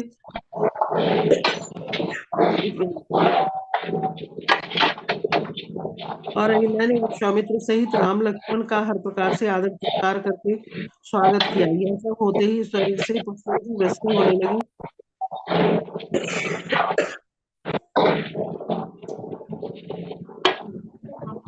और आकाश से संगीत ध्वनि सुनाई देने लगी। इसके बाद अपनी पत्नी से मिलने के लिए गौतम ऋषि भी वहां आ गए और उन्होंने राम और लक्ष्मण के अत्यधिक श्रद्धापूर्वक आराधना की। जय श्री राम। प्रभु जी आगे हरे नहीं कृष्णा पढ़ माता जी, पाऊंगी। हरे कृष्णा। नेक्स्ट कुसुम कालिया माता जी। हरे कृष्णा प्रभु जी। यस माता जी। इसके बाद राम और लक्ष्मण के साथ विश्वामित्र ऋषि महाराज जनक के यज्ञ क्षेत्र की ओर चल पड़े। वहां पर संपूर्ण पृथ्वी से आए हजारों ब्राह्मणों की उपस्थिति देखकर प्रभु राम प्रसन्न हुए। सभी श्रेणी के दर्शनार्थियों के लिए तंबुओं की व्यवस्था की गई थी और वहां यज्ञ की तैयारी चल रही थी। जैसे ही महाराज जनक को विश्वामित्र के आगमन की सूचना मिली, वह उनके स्वागत के लिए दौड़े दौड़े आए। विश्वामित्र को सर्वश्रेष्ठ ऋषियों के बीच आसन पर बिठाकर जनक बोले, ये यज्ञ 12 दिनों में संपन्न होगा और इसी बीच देवतागण अपना अपना अर्पण ग्रहण करने के लिए स्वयं वहां प्रकट होंगे। कृपा कर मुझे ये बताएं कि आपके साथ ये दो महान व्यक्ति कौन हैं? इन्हें देखकर ऐसा जान पड़ता है मानो स्वयं देवता मानव रूप में प्रकट हुए हों। विश्वामित्र बोले, ये दोनों युवक महाराजा दशरथ के पुत्र हैं और इनके नाम राम और लक्ष्मण है। मेरे यज्ञ में विघ्न डाल रहे राक्षसों का संहार करने के लिए मैं इन्हें अयोध्या से अपने आश्रम ले गया था। ये यहाँ पर इस अद्भुत धनुष को देखने आए हैं जिनकी आराधना आप इतने मनोयोग और श्रद्धा के साथ करते हैं। बाद में जब सभी लोग बैठे हुए विश्राम कर रहे थे तो महाराजा जनक के प्रमुख पुरोहित और गौतम ऋषि के ज्येष्ठ पुत्र शतानंद ने विश्वामित्र से अनुरोध किया कि वह प्रभु राम की कृपा से उनकी माता के वास्तविक रूप में वापस लौटने की कथा सुनाए। विश्वामित्र ने खुशी खुशी पूरी घटना ब्यौरेवार सुनाई। इसके बाद शतानंद ने विश्वामित्र के अतीत की यश गाथा सुनाई। यद्यपि विश्वामित्र एक क्षत्रिय कुल में जन्मे थे, परंतु उन्होंने ब्रह्म ऋषि के उच्च पद को प्राप्त किया। उसके बाद सभी लोग रात्रि विश्राम के लिए चले गए। अगली सुबह महाराजा जनक ने विश्वामित्र, राम और लक्ष्मण को बुलाया। अत्यंत आदर पूर्वक उन सभी को अभिनंदन करने के बाद वह बोले, मुझे पता है कि आप जैसे महान व्यक्तित्व बिना किसी यथा उचित उद्देश्य के यहाँ नहीं आए हैं। कृपा कर मुझे बताएं, मैं किस प्रकार आपकी सेवा कर सकता हूँ? विश्वामित्र ने मुस्कुराते हुए उत्तर दिया, राम और लक्ष्मण यहाँ सिर्फ इसलिए आए हैं क्योंकि वे उस अद्भुत धनुष को देखने के लिए अत्यंत उत्सुक थे जिसकी आराधना आपके कुल में इतने दीर्घ काल से होती आ रही है। जब महाराज जनक ने इस बारे में विस्तार पूर्वक बताना प्रारंभ किया, बहुत समय पहले भगवान शिव ने दक्ष के यज्ञ को भंग करने के लिए इस धनुष का प्रयोग किया था। उन्हें यज्ञ का यथा उचित अर्पण ना दिए जाने के कारण भगवान शिव ने यह धनुष उठाया और देवताओं का संहार करने की धमकी दी। ये सुनकर देवगण अपने होश में लौटे और उन्होंने किसी तरह भगवान शिव को शांत किया और तब भगवान शिव ने देवताओं को अपना धनुष दे दिया। बाद में देवताओं ने मेरे पूर्वज महाराज निमि के ज्येष्ठ पुत्र देवव्रत को यह धनुष सौंपा। धनुष की कथा सुनने के बाद महाराजा जनक ने अपनी पुत्री के बारे में बताना आरंभ किया। एक दिन मैं हवन क्षेत्र को सोने के प्रभु जी ऊपर करना सोने के एक हल से समतल कर रहा था, तभी मैं हल की एक भुजा में एक शिशु कन्या को देखकर आश्चर्यचकित रह गया। मैंने उसका नाम सीता रखा और उसकी अपनी दत्तक पुत्री के समान पालने पोसने लगा। सीता बहुत जल्दी बड़ी हो गई और यौवन की दहलीज पर पहुंचते पहुंचते अनेक राजकुमारों की ओर से सीता के लिए विवाह के प्रस्ताव आने लगे। मैंने उन राजकुमारों को समझाया कि मेरी पुत्री किसी माँ की कोख से जन्मी कोई सामान्य लड़की नहीं है। उससे विवाह करने का अधिकार किसी महापराक्रमी पुरुष को ही है। राजकुमारों ने जब ये पूछा कि उनसे किस प्रकार के पराक्रम की अपेक्षा की जाती है, तो मैंने उन्हें भगवान शिव का धनुष दिखाया और इस पर प्रत्यंचा चढ़ाने को कहा। प्रत्यंचा चढ़ाना या प्रत्यंचा चढ़ाने के लिए धनुष को मोड़ पाना तो दूर रहा, अधिकांश राजकुमार धनुष को उठा तक नहीं सके। इस कारण इन राजकुमारों ने स्वयं को अत्यधिक अपमानित महसूस किया। फिर इन्होंने साथ मिलकर मिथिला पर आक्रमण कर दिया और 12 मास तक घमासान युद्ध चलता रहा। अंततः जब मेरी सेना कमजोर पड़ने लगी तो मैंने अत्यधिक आवेश से देवताओं की प्रार्थना करके उनसे सहायता मांगी। मेरी प्रार्थना सुनकर देवगणों ने एक दिव्य सेना भेजी और इस दिव्य सेना को देखते ही वे सभी राजकुमार डरकर भाग गए। चूंकि राम भगवान शिव के धनुष को देखने के लिए अत्यंत उत्सुक हैं, इसलिए मैं धनुष को उनके देखने परखने के लिए यहाँ मंगवाता हूँ। अगर राम इस पर प्रत्यंचा चढ़ाने में सफल होते हैं तो मैं प्रसन्नता पूर्वक अपनी रूपवती पुत्री सीता का हाथ उन्हें सौंप दूंगा। महाराजा जनक ने धनुष को लाने का आदेश दिया और शीघ्र ही 500 बलिष्ठ पुरुष उस विशाल धनुष को खींचकर लाते हुए दिखे। धनुष को एक बक्से में बंद करके रखा गया था और इस बक्से को 8 पहियों वाले एक रथ पर रखा गया था। जब उसे उनके सामने लाया गया तो विश्वामित्र ने राम से बक्सा खोलने को कहा। उस समय तक हजारों लोग उत्सुकता पूर्वक वहां पर जमा हो गए थे। राम अत्यधिक प्रशंसा पूर्ण नेत्रों से उस अद्भुत धनुष को निहार रहे थे। तभी महाराज जनक ने उन्हें चेताया, महान देवता, दानव, राक्षस तथा गंधर्व और नाग तक इस पराक्रमी धनुष को मोड़ नहीं पाए तो भला कोई मनुष्य इस पर प्रत्यंचा कैसे चढ़ा सकता है। इसके बावजूद राम ने खेल खेल में अपना बायां हाथ धनुष के मध्य में रखा और अब सभी लोग ये देख ही रहे थे। राम ने बिना कोई जोर लगाए धनुष को इस बक्से से बाहर निकाल दिया। इसके बाद सभी को आश्चर्यचकित करते हुए राम ने एक ही क्षण में इस पर प्रत्यंचा चढ़ा दी और अत्यंत बलपूर्वक इसे मोड़ना जारी रखा। अचानक तड़तड़ाकर टूटने की भयानक गर्जना करता हुआ ये धनुष बीच से टूट गया। असल में धनुष के टूटने की आवाज किसी पर्वत के, प्रभु जी ऊपर करना, फटकर बिखर जाने जितनी भयानक थी और इससे वहां पर मौजूद सभी लोगों के होश उड़ गए और विश्वामित्र, जनक, राम व लक्ष्मण को छोड़कर अन्य सभी लोग जमीन पर गिर पड़े। तब महाराज जनक ने विश्वामित्र से अनुरोध किया कि वे महाराजा दशरथ को राम और सीता के विवाह में शामिल होने का निमंत्रण पहुंचाने के लिए दूत भेजें। दूतों को अयोध्या पहुंचने में 3 दिन लगे और जब दूतों ने राम द्वारा वीरतापूर्वक सीता से विवाह करने की शर्त पूरा करने की बात महाराजा दशरथ को बताई तो वे खुशी से फूल उठे। वशिष्ठ और वामदेव से परामर्श करने के बाद महाराज अगले दिन भोर में ही मिथिला की ओर चल पड़े। सबसे आगे महाराजा दशरथ के पुरोहित थे और महाराजा के साथ अपार संपदा और विशाल सेना थी। 4 दिन यात्रा करने के बाद महाराजा दशरथ का दल मिथिला के सीमांत क्षेत्र पर पहुंचा। महाराजा जनक अत्यंत प्रसन्नता के साथ, ऊपर करना प्रभु जी, प्रसन्नता के साथ अपने अतिथियों का राजसी स्वागत सत्कार करने के लिए नगर के बाहर आए। महाराजा दशरथ द्वारा अपने पुत्रों के साथ परामर्श करने के बाद ये निश्चित किया गया कि विवाह संस्कार ठीक अगले दिन एक शुभ मुहूर्त में किया जाएगा। हरे कृष्णा माता जी। हरे कृष्ण। नेक्स्ट शिल्पा माता जी, आप पढ़िएगा। हरे कृष्ण प्रभु जी, जय श्री राम। जय अगली सुबह सभी लोगों के आ जाने पर महाराज दशरथ ने महाराज जनक से यह अनुरोध किया कि वह वशिष्ठ मुनि से उनके राजवंश का इतिहास सुने। इस गाथा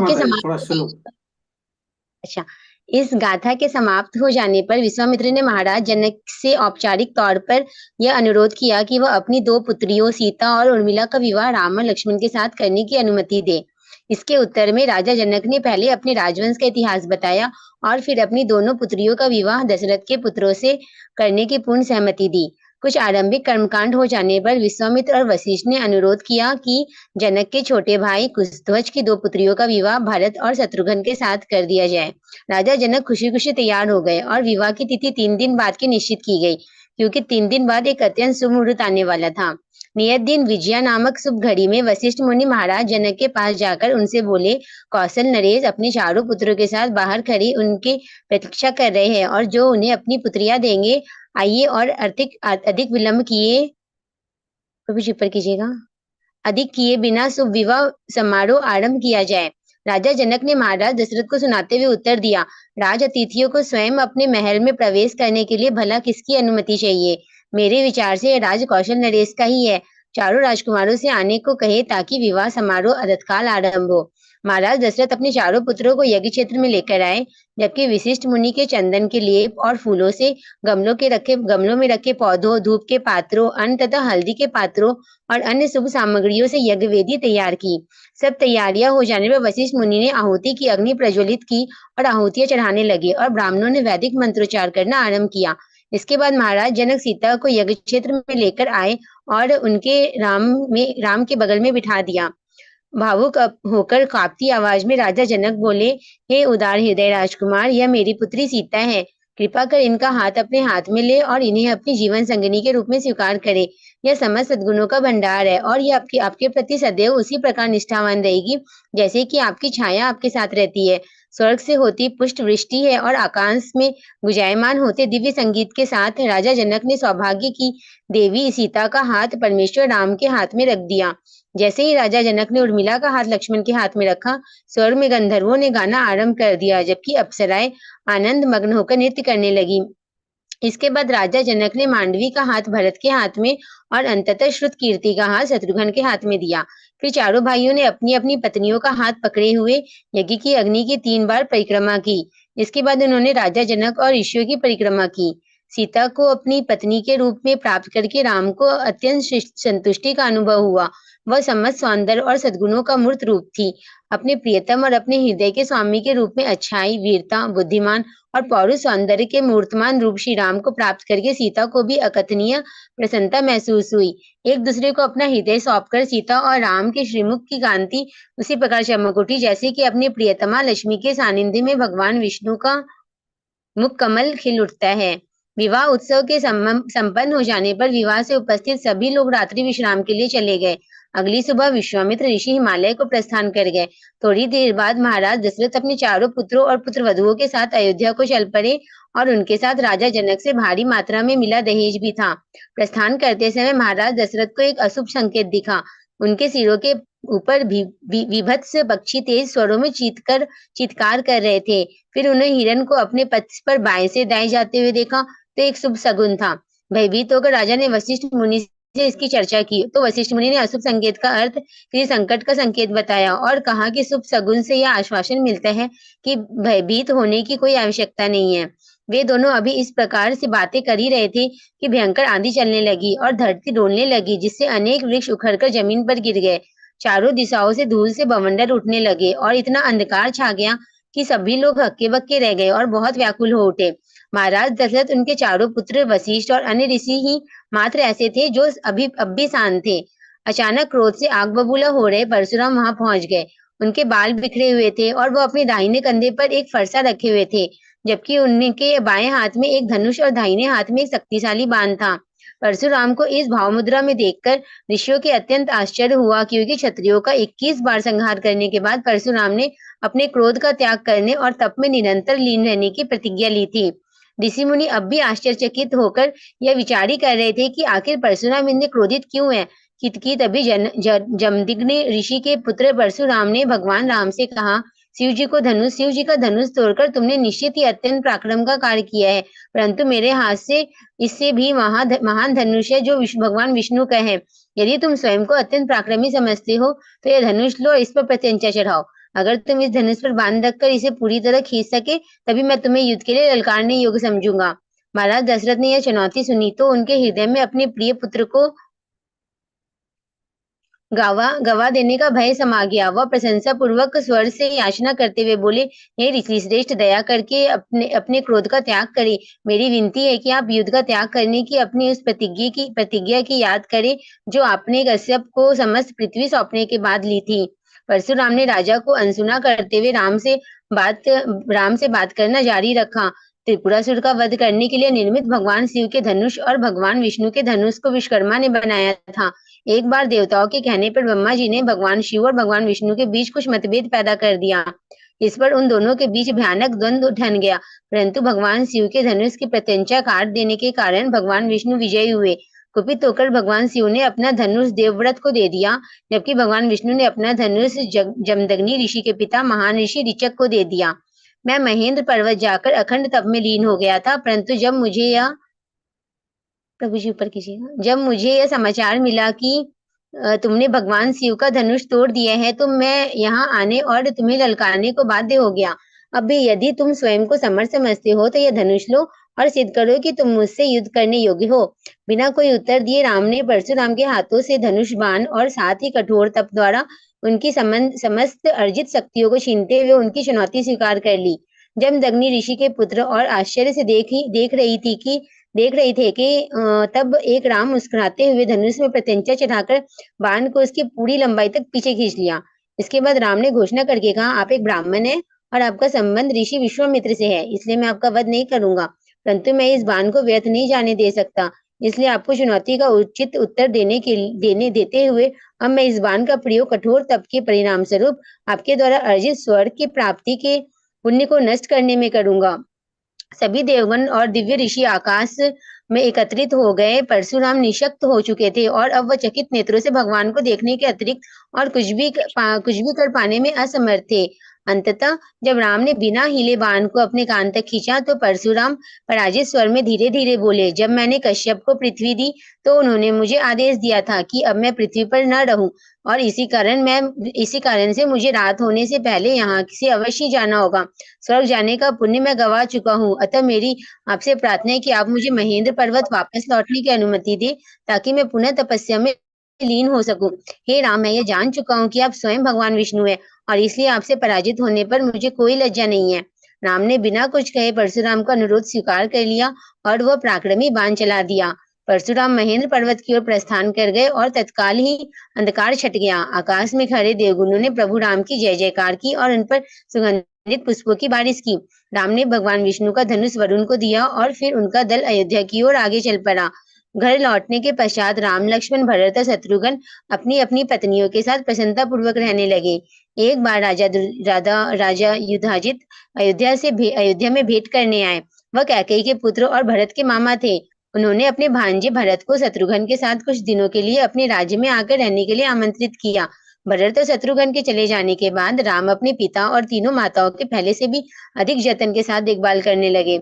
राम ने राजकीय प्रशासन के अपने कर्तव्यों का इतनी ईमानदारी और बुद्धिमानी के साथ निर्वाह किया कि वह समस्त प्रजा की आंखों के तारे बन गए। सीता और राम का एक दूसरे के प्रति नैसर्गिक अनुराग दिन प्रतिदिन अधिकाधिक बढ़ता गया।